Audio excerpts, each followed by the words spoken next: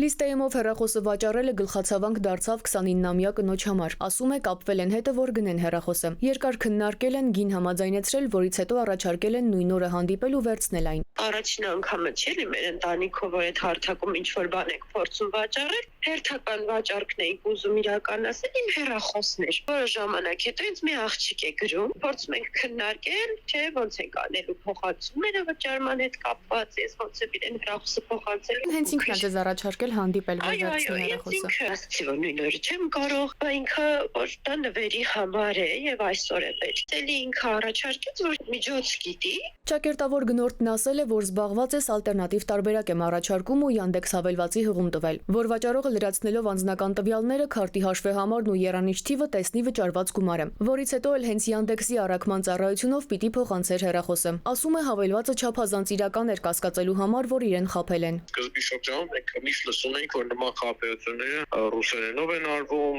ինչ-որ այլազգիներ են զանգում են, ասում են, որ ես ինչ-որ միգրանտ եմ, ինձ շտապ ձեր սառնարանն է պետք գնեն, տեղափոխվել եմ ուրիշ քաղաքում եմ,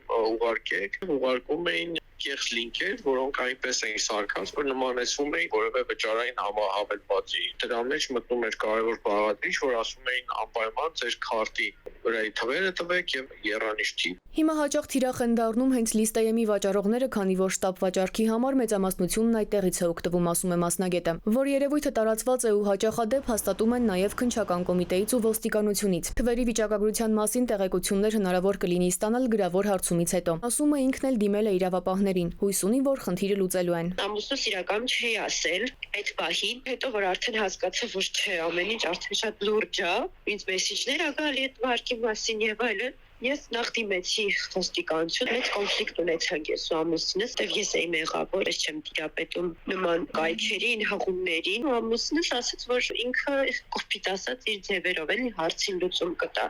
Հետո ոստիկանության հետ ինքն է կապի մեջ եղել։ Ես էլ խաբեության թիրախ եմ դարձել, միայն թե խնդիրներ ունեցա ոչ թե ամուսնուս, այլ ընտանիքիս հետ։